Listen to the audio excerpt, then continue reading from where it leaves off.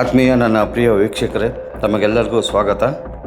ನಾವು ಹೋಗುತ್ತಿರುವಂಥ ಒಂದು ಸ್ಥಳ ಭಾಳ ರೋಚಕವಾದದ್ದು.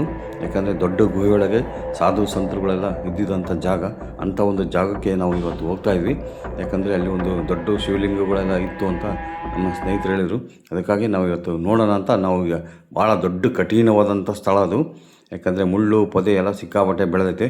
ಅಲ್ಲಿ ಹೋಗೋದು ತುಂಬ ಕಷ್ಟ ಅಂತ ನನ್ನ ಸ್ನೇಹಿತರು ಹೇಳಿದರು. ಹಾಗಾಗಿ ಅವ್ರ ಜೊತೆಗೆ ನಾನು ಹೋಗ್ತಾ ಇದ್ದೀನಿ ಇವತ್ತು.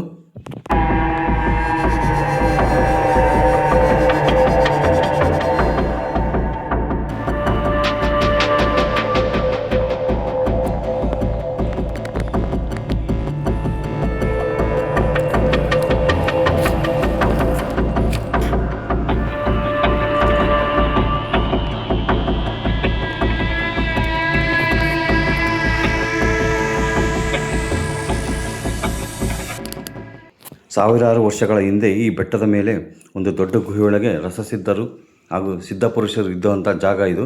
ನೋಡ್ಬೋದು, ಅವರೆಲ್ಲ ಕಟ್ಟಡಗಳು ಕಟ್ಕೊಂಡು ಇಲ್ಲಿ ವಾಸ ಮಾಡಿರೋಕ್ಕೆ ನಮಗೆ ಇಲ್ಲಿ ಪುರಾವೆಗಳು ಸಿಗ್ತವೆ. ಇದು ದೊಡ್ಡ ಗುಹೆ ಇದು. ನೋಡ್ಬೋದು, ಇದೆಲ್ಲ ವಾಸ ಮಾಡಿರೋಂಥ ಜಾಗ.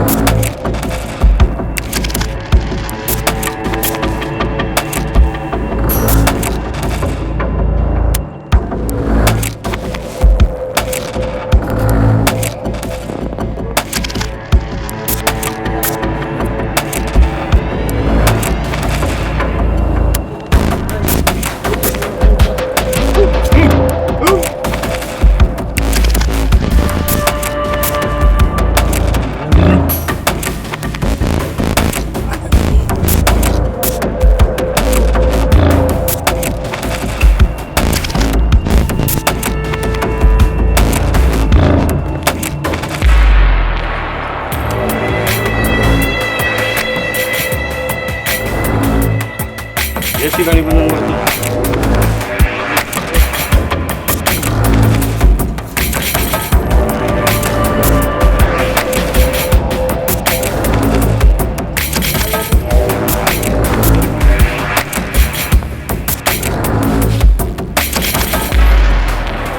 ಅವ್ರಿಗೆ ಸಿಕ್ಕಾಬಿಟ್ಟಿದ್ದಾರೆ.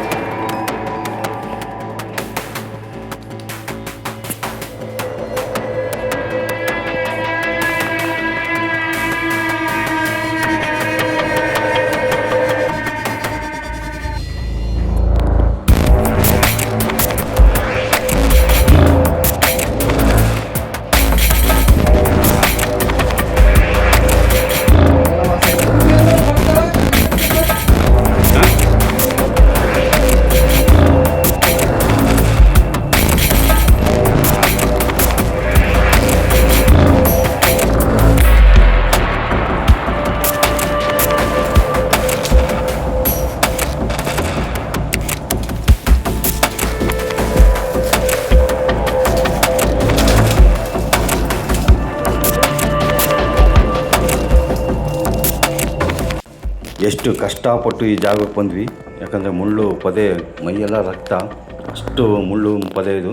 ಯಾಕಂದರೆ ಅಷ್ಟು ಗುಹೆಗಳೆಲ್ಲ ತೂರ್ಕೊಂಡು ಏನೋ ನುಸುಳ್ಕೊಂಡು ಕಷ್ಟಪಟ್ಟು ಈ ಜಾಗ. ನಾವೇನು ಸಂಶೋಧಕರೆಲ್ಲ ನೋಡ್ಬೋದು, ಏನೋ ನಮ್ಮ ಚಿತ್ರದುರ್ಗದಲ್ಲಿ ಶಿವಲಿಂಗ ಒಂದು ಜಾಗಗಳನ್ನ ಪತ್ತೆ ಹಚ್ಚಿ ಅವನ್ನ ಬೆಳಕಿಗೆ ತರಬೇಕಂತ ಒಂದು ಕುತೂಹಲ ಅಷ್ಟೇ.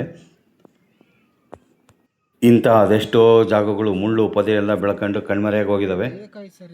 ನಾವು ನಮ್ಮ ಕೈಲಾದಷ್ಟು ಇಂಥ ಸ್ಥಳಗಳನ್ನ ಹುಡುಕಿ ಹೊರ ಜಗತ್ತಿಗೆ ನಾವು ತೋರಿಸ್ಬೇಕು. ಇಂಥ ಸ್ಥಳಗಳು, ಸ್ಮಾರಕಗಳು ನಮ್ಮ ಚಿತ್ರದುರ್ಗದಲ್ಲಿ ಉಳಿಬೇಕು ಅಂತ ಒಂದು ಸಣ್ಣ ಪ್ರಯತ್ನ ನಾವು ಮಾಡಬೇಕಂತ ಹೊರಟಿದ್ವಿ. ಇದು ನಮ್ಮ ಪಕ್ಕದಲ್ಲೇ ಇತ್ತು ಕೊಳಕಮಂಡಲ ಹಾವು. ನೋಡ್ಬೋದು, ಇಂಥ ಕಷ್ಟಗಳೆಲ್ಲ ನಾವು ಎದುರಿಸ್ಬೇಕಾಗುತ್ತೆ ಕಾಡಿನಲ್ಲಿ ಹೋದಾಗ.